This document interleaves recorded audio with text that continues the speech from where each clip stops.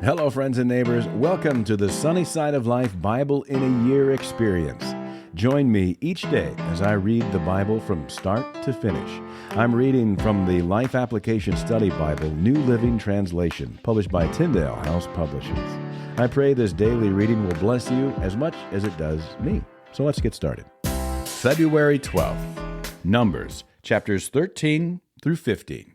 The Lord now said to Moses, "Send out men to explore the land of Canaan, the land I am giving to the Israelites. Send one leader from each of the 12 ancestral tribes." So Moses did as the Lord commanded him. He sent out 12 men, all tribal leaders of Israel, from their camp in the wilderness of Paran. These were the tribes and the names of their leaders. From the tribe of Reuben, Shemua, son of Zakur. From Simeon, Shaphat, son of Hori. From Judah, Caleb, son of Jephunneh. From Issachar, Igal, son of Joseph. From Ephraim, Hoshea, son of Nun. From Benjamin, Palti, son of Raphu. From Zebulun, Gadiel, son of Sodi. From Manasseh, son of Joseph, Gadi, son of Susi. From Dan, Amiel, son of Gamali. From Asher, Sethur, son of Michael. From Naphtali, Nabi, son of Vothsi. From Gad, Guel, son of Maki. These are the names of the men Moses sent out to explore the land. Moses called Hoshea, son of Nun, by the name Joshua. Moses gave the men these instructions as he sent them out to explore the land. Go north through the Negev into the hill country. See what the land is like and find out whether the people living there are strong or weak, few or many. See what kind of land they live in. Is it good or bad? Do their towns have walls, or are they unprotected like open camps? Is the soil fertile or poor? Are there many trees? Do your best to bring back samples of the crops you see. It happened to be the season for harvesting the first ripe grapes. So they went up and explored the land from the wilderness of Zin as far as Rehob, near Lebahamath. Going north, they passed through the Negev and arrived at Hebron, where Ahiman, Sheshai, and Talmai, all descendants of Anak, lived. The ancient town of Hebron was founded 7 years before the Egyptian city of Zoan. When they came to the valley of Eshcol, they cut down a branch with a single cluster of grapes so large that it took 2 of them to carry it on a pole between them. They also brought back samples of the pomegranates and figs.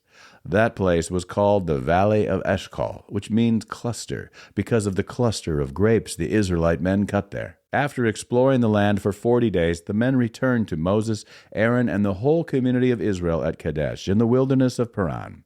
They reported to the whole community what they had seen and showed them the fruit they had taken from the land. This was their report to Moses. "We entered the land you sent us to explore, and it is indeed a bountiful country, a land flowing with milk and honey. Here is the kind of fruit it produces. But the people living there are powerful, and their towns are large and fortified. We even saw giants there, the descendants of Anak. The Amalekites live in the Negev, and the Hittites, Jebusites, and Amorites live in the hill country. The Canaanites live along the coast of the Mediterranean Sea and along the Jordan Valley." But Caleb tried to quiet the people as they stood before Moses. "Let's go at once to take the land," he said. "We can certainly conquer it." But the other men who had explored the land with him disagreed. "We can't go up against them. They are stronger than we are." So they spread this bad report about the land among the Israelites. "The land we traveled through and explored will devour anyone who goes to live there. All the people we saw were huge. We even saw giants there, the descendants of Anak. Next to them, we felt like grasshoppers, and that's what they thought too." Then the whole community began weeping aloud, and they cried all night. Their voices rose in a great chorus of protest against Moses and Aaron. "If only we had died in Egypt, or even here in the wilderness," they complained. "Why is the Lord taking us to this country only to have us die in battle? Our wives and our little ones will be carried off as plunder. Wouldn't it be better for us to return to Egypt?"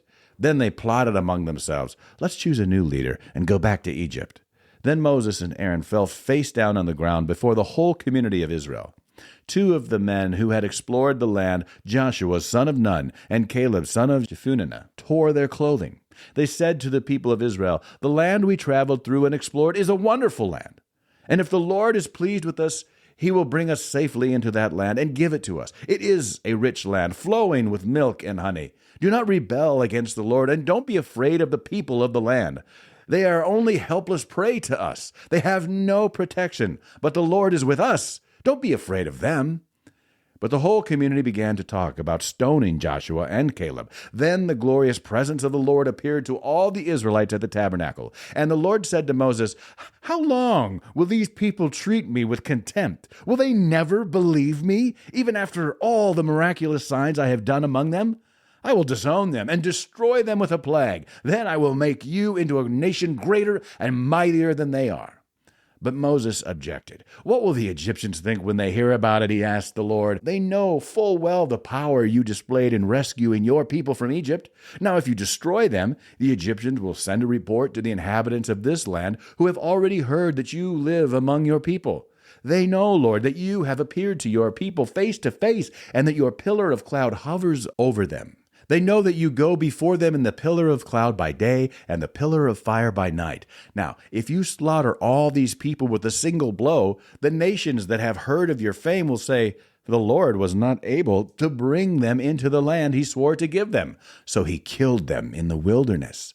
Please, Lord, prove that your power is as great as you have claimed. For you said, 'The Lord is slow to anger and filled with unfailing love, forgiving every kind of sin and rebellion.' But he does not excuse the guilty. He lays the sins of the parents upon their children. The entire family is affected, even children in the third and fourth generations. In keeping with your magnificent, unfailing love, please pardon the sins of this people, just as you have forgiven them ever since they left Egypt." Then the Lord said, "I will pardon them, as you have requested. But as surely as I live, and as surely as the earth is filled with the Lord's glory, not one of these people will ever enter that land. They have all seen my glorious presence and the miraculous signs I performed both in Egypt and in the wilderness. But again and again they have tested me by refusing to listen to my voice. They will never even see the land I swore to give their ancestors. None of those who have treated me with contempt will ever see it. But my servant Caleb has a different attitude than the others have. He has remained loyal to me, so I will bring him into the land he explored. His descendants will possess their full share of that land. Now turn around, and don't go on toward the land where the Amalekites and the Canaanites live. Tomorrow you must set out for the wilderness in the direction of the Red Sea."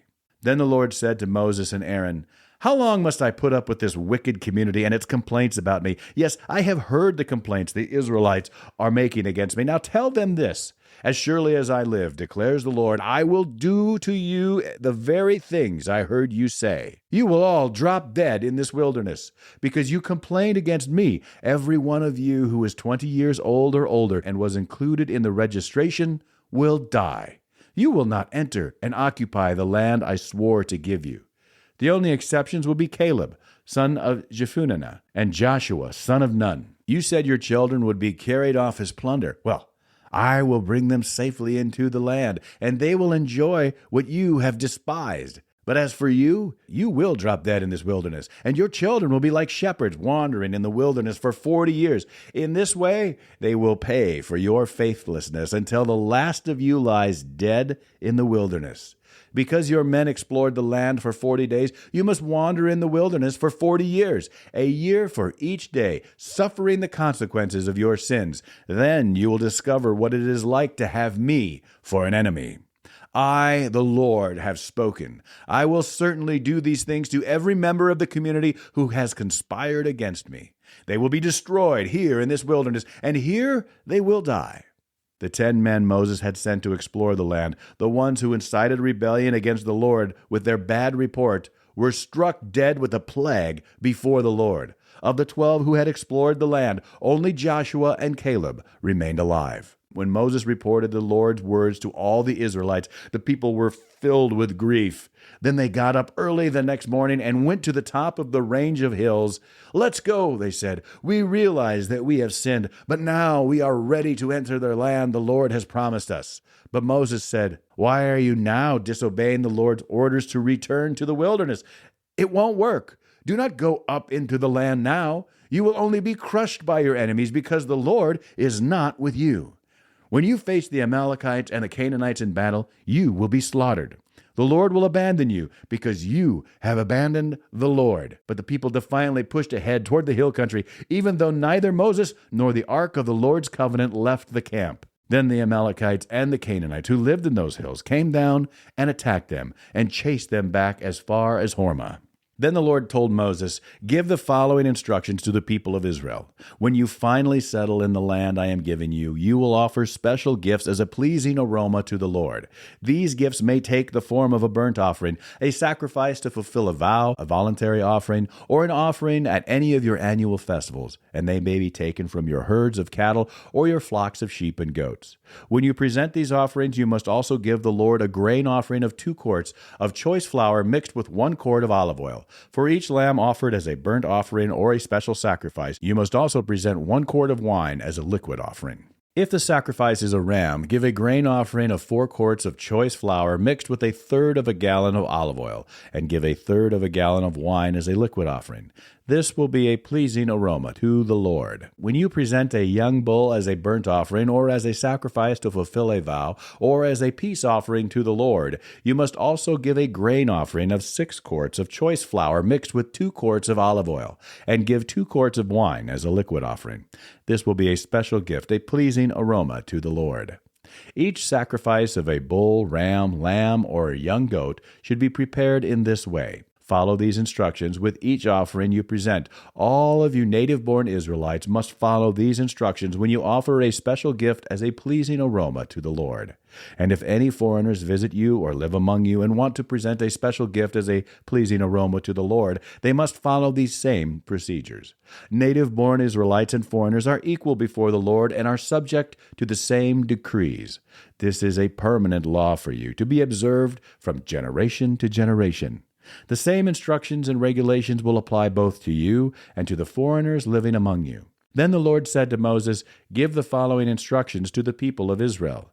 When you arrive in the land where I am taking you, and you eat the crops that grow there, you must set some aside as a sacred offering to the Lord.